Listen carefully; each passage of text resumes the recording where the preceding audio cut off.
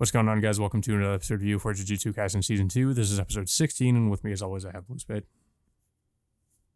Overall is like this is one the, like Mava continues to top itself and how well Well, they I, do I their thought it was animation funny style. because, you mentioned before that you thought that the animation quality wasn't really, as good as, or it hasn't been as good as, I guess, the episode with um, Yuji versus, what was it, Choso. But Yeah, I I mean thought this one actually, I would actually argue this one is a little bit better on it just because of just I guess this the scale of it, like everything that was happening, um, and especially just how quickly these two characters were kind of moving across the screen. I mean, you could also say that with with both fights in this episode, with the fight of Toji versus Megumi, and also with um Luna Sakuna and Jogo. Jogo, yeah. Uh, that one, I thought the one with Toji and Megumi was pretty impressive, but I mean, that was kind of, it felt like that was almost like a warm up for the other fight, with which went even further with how uh, just how crazy it was. Like, I mean, we were watching buildings get leveled, and they were just like flying across across Shibuya. Um, I mean, I thought it was just it's some of the most impressive animation I've really seen in a while. I mean, you can tell Mappa just put a lot of effort into this series in particular. I mean, in this season as well. So let's talk about the fight between Megami and Toji. Overall, like it was very well choreographed, and you know how well this, and also how well animated this was, alongside the second fight in this episode. However, I did not like how anticlimactic that fight ended.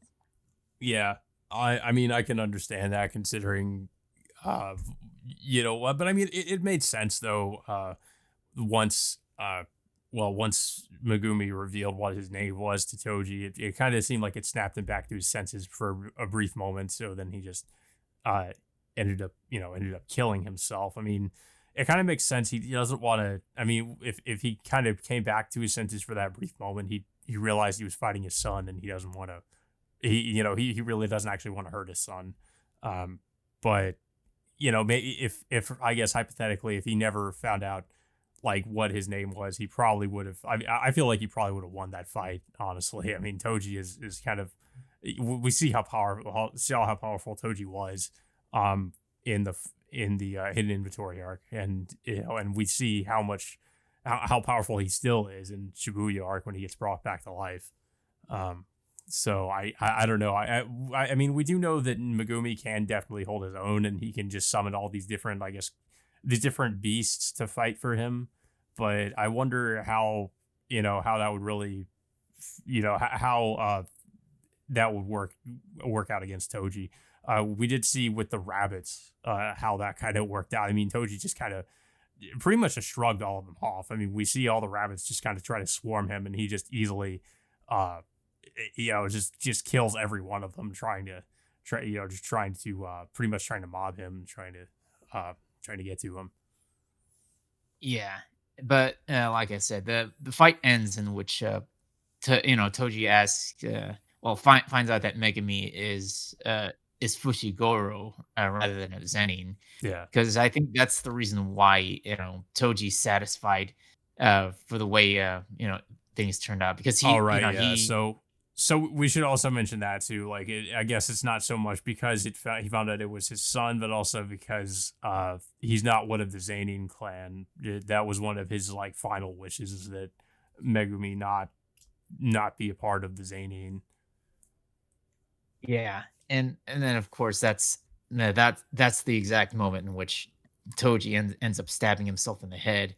I mean, he's satisfied of how things turned out for Megami, but in my opinion, I think I don't know.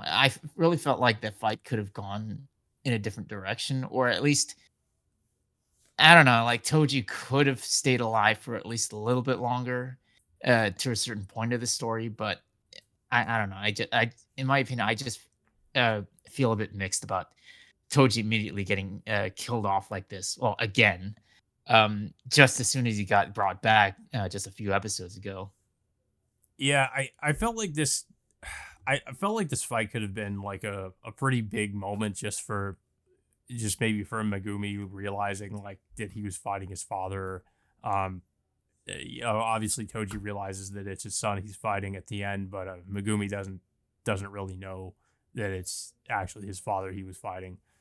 So I mean, it could have been like I felt like that reveal should have happened in the fight, like where both of them realize who each other is, and that would have been pretty cool. But I mean, I don't know. I'm not really that opposed to how things ended with that Yeah. fight, but I mean, yeah, I felt like it could have been like a much bigger moment with them really realizing who each other was, because that's what I thought it was kind of building up to, but that's not really Yeah, how it but happened.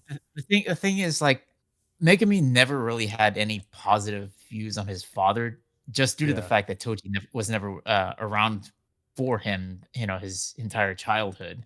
As evidence, like with Gojo trying to tell Megami when he first met him that about potentially what happened to Toji, but Megami didn't want to hear any of it. So I don't know, I really felt like Megami should have found out that he was fighting his father, in my opinion. yeah, it would have made everything much more dramatic. Um, but yeah, I mean, Megumi is not. I guess maybe he'll probably find out later, but yeah, at the time he Yeah, doesn't know that it's actually him I don't or know. was him. I really felt like it could have added some amount of closure for Megami in Yeah, some sense. Maybe make some amends with his dad, for not being around in this during his childhood. I mean, yeah. if I that mean, that could have been possible, but yeah, because technically it was like, I mean, it wasn't. It was his father's spirit possessing someone, but it was still him. So yeah, I mean, they could have kind of sort of hashed things out during the fight. That would have been kind of interesting if they had like a dialogue with each other about it or something. Um, but yeah, not really how it happened. Um, but yeah, like I said before, it feels like this was kind of a warm up for the other fight that we get in this episode, which was Sakuna versus um Jogo, um, which was just absolutely insane with everything that was happening. I mean, they're just like throwing each other across the city, just leveling buildings and just destroying everything around them. yeah, I think it was Jogo trying to unleash as much fire, well, literal firepower, Yeah, against Sukuna. Well, Sukuna himself, like he just essentially just dodges and just plays around with Jogo that entire fight. Really, like really not taking the fight seriously at first before he eventually unleashes his full power against Jogo, potentially just incinerating him at the end of the episode. yeah. Meanwhile, too, the Panda and I forget the other guy, like Panda and this one guy are I guess patrolling around Shibuya. And Yeah, they run into these two people who I think they used to work under Ghetto um before he was taken over by that the cursed spirit. Um yeah, they were characters in Jujutsu Kaisen Zero, okay, yeah. alongside the two sisters that Sukuna ended up killing in the last episode. Um, but yeah, this is the first time we actually get to see them all together since Zero, and they haven't really met up with Gojo ever since. No, not Gojo, Geto since then. And of course, they know the whole situation of what happened to Geto. After after Yuta defeated him by the end of that film. Yeah, we also kind of based on a conversation we get from them in a flashback, they sort of reveal like what happened to some of the other characters, like Diego, that he just kind of left because he didn't want to get involved or something. He didn't want to get involved with them trying to go after the fake ghetto.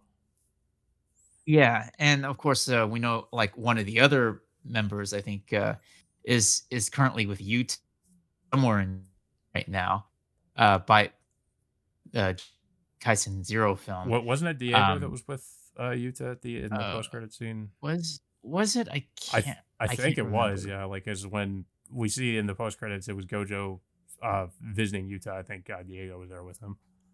Yeah, I think you might be right. Yeah, I'm trying, or was it?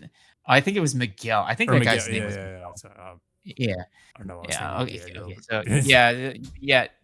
But yeah, he's currently that character is currently with Utah in Kenya, and of course that scene in particular, like that epilogue scene in particular, and that by the end of the Zero film, I don't. I could be certain that takes place after the events of Shibuya, but I'm not.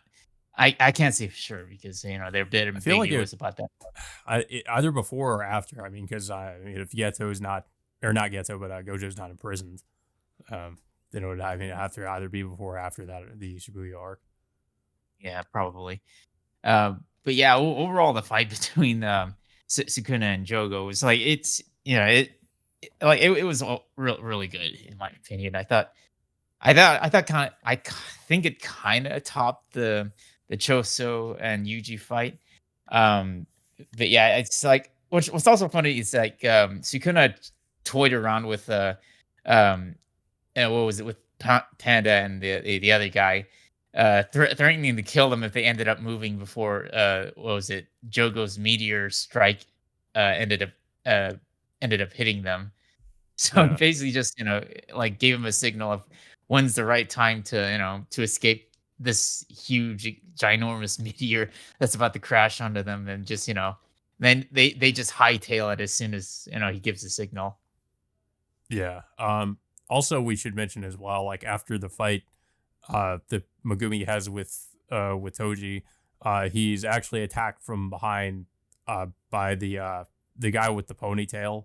Um, Yeah, the guy that Nanami just, beat senseless. yeah, Honestly, I thought he was dead, but I'm a little bit surprised that he somehow survived that beating from Nanami. Um, but yeah, I think what also happens is like there's this giant cursed creature that ends up attacking this guy alongside the unconscious Megami. So that's where the episode ends from there. yeah. Um, yeah, this is probably like I don't know. This was a really good episode too. I mean, I feel like this arc has just had a lot of just really just well not back to back, but just a lot of really standout episodes. I mean, I would argue that so far season two has definitely uh it looks I mean it's kind of a somewhat different art style and a different approach to the animation, but I honestly kind of like it. I wasn't sure about it at first, but I feel like I kind of like it better than season one. Honestly, it's just it's more expressive and it's just a lot more fluidity to the animation and the movement, um, while kind of maintaining the detail. I mean, it looks really nice. I think it's definitely the best Jujutsu Kaisen has looked. I mean, Jujutsu Kaisen Zero, the Jujutsu Kaisen Zero movie, I thought was kind of the best I'd seen from Jujutsu Kaisen, but season two is definitely giving it a run for its money, with Yeah, how good a lot of the animation sequences are. I I would have to think that the Shibuya arc is definitely one of the story Jujutsu Kaisen's like best story arcs, and I Yeah, think they're really trying to go all out in wanting to present this as the best possible material they can put out. yeah, it definitely seems that way. But yeah, I don't really have too much else to say about the episode. I don't know if you have anything else to say about it.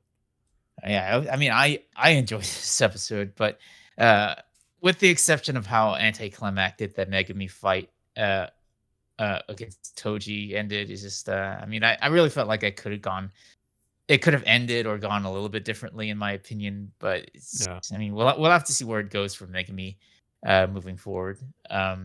But yeah, so I guess we'll have to find out what happens next week.